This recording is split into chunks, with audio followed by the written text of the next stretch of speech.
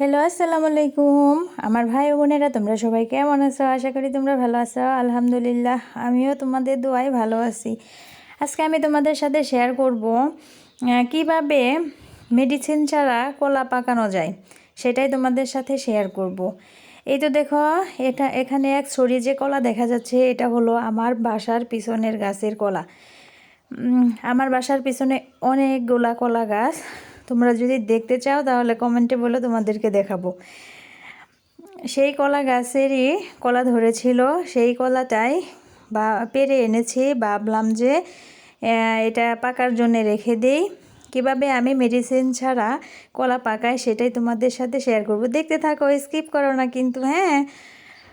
আর যদি তোমরা আমাকে ভালোবাসো তাহলে আমার ভিডিওগুলো লাইক করো, কারণ তোমাদের একটা লাইকে আমি অনেক দূর এগোতে পারবো। কারণ তোমরা যদি সাপোর্ট না করো তাহলে আসলে একটা মানুষ এগোতে পারে না। তোমাদের ভালোবাসায় একটা মানুষ আসলে এগোতে পারে।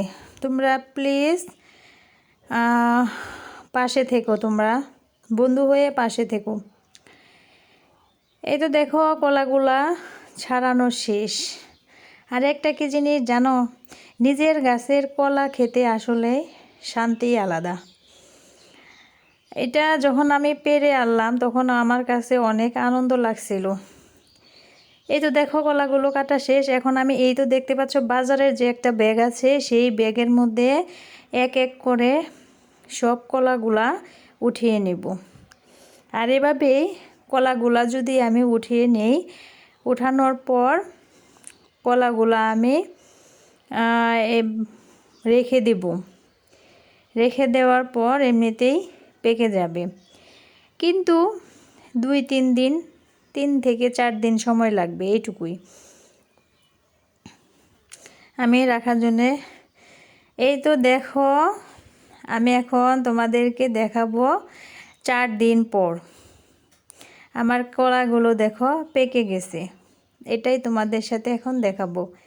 এই তো দেখো, কলাগুলা প্রায় সবগুলোই পেকে গেছে।